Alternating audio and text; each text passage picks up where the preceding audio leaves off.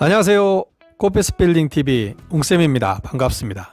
이번 영상에서는 서울역 대로변에 있는 꼬마빌딩을 소개하려고 합니다. 4호선 서울역 13번 출구 바로 앞에 있는 역세권 꼬마빌딩입니다. 꼬마빌딩이라고 하는 것보다는 신축부지가 더 어울릴 것 같네요. 빌딩이 접한 도로는 서울역에서 숙대 입구를 지나 용산으로 가는 한강대로를 접해 있습니다. 왕복 8차선의 광대로변입니다. 해당 빌딩의 북쪽으로는 서울역 역사가 있고요. 뒤편으로는 철길이 있습니다.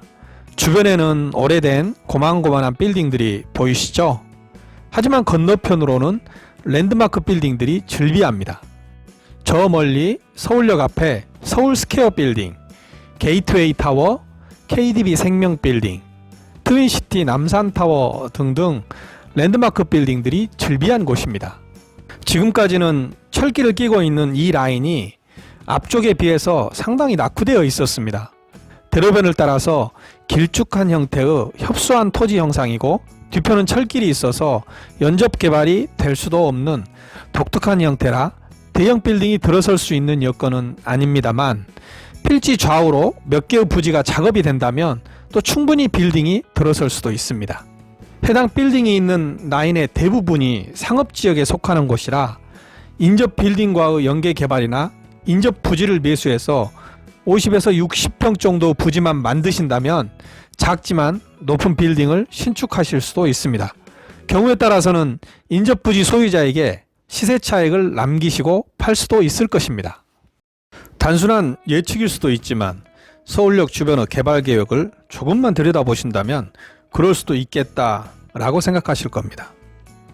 서울시와 국토부가 이견을 보이고 있긴 하지만 서울시 안대로 서울역에서 용산역에 이르는 구간이 지하화되고 철도부지가 공원화된다면 해당 매물은 그 가치가 배가 될 것입니다. 연남동이나 화랑대 쪽에 경의선 숲길 옆에 낡은 철길 빌딩이 어떻게 변했는가를 생각해 보신다면 충분히 이해하실 겁니다. 더구나 해당 매물 라인의 근처에 80평 정도 부지를 소유하고 계신 건물주께서 현재 신축을 위해서 설계를 진행하고 있는 것으로 압니다.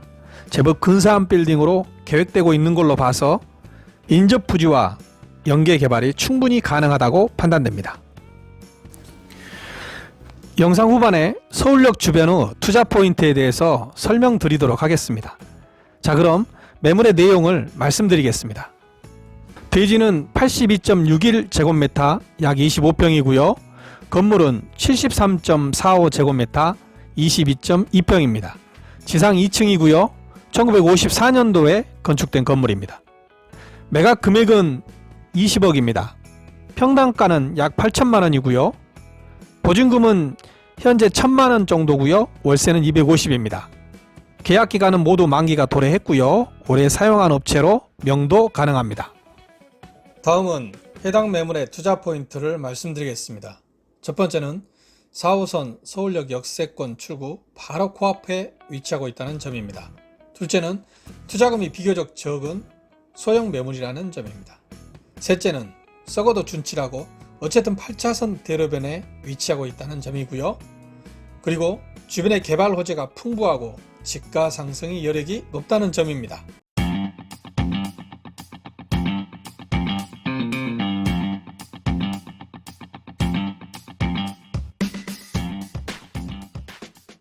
다음으로는 서울역 주변의 개발 계획과 지역 분석을 통한 투자 포인트를 살펴보겠습니다. 서울역 개발 마스터 플랜과 용산 마스터 플랜으로 크게 나눠볼 수 있습니다. 서울역 개발 마스터 플랜은 다시 서울역 북부 역세권 개발과 서울역에서 용산역까지 경부선 지하화 계획, 서울로 7017 프로젝트, 그리고 서울역을 유라시아 교통허브로 도약시키기 위한 계획이 있습니다. 용산 마스터 플랜에는 용산 국제업무지구, 용산 정비창 부지 개발이 핵심적인 내용입니다.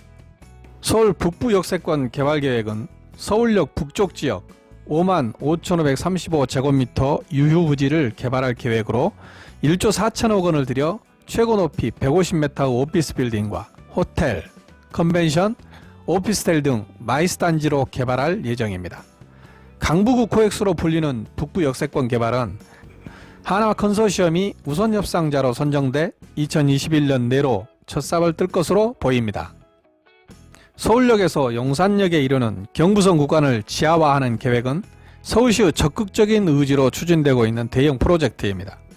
그러나 서울시의 바람과는 달리 국토부는 KTX, GTX AB 노선, 신분당선, 신안산선 등 5개 노선만 지하화하고 일반 철도와 지하철 1호선, 경의선, 중앙선 등은 지상으로 운영해야 한다는 입장을 밝히고 있습니다.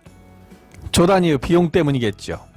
서울시는 2020년 11월 TF팀을 구성하고 운영을 시작하는 등 적극적인 자세를 취하고 있어 어떤 형태든 개발이 급물살을 타고 있는 것은 사실입니다.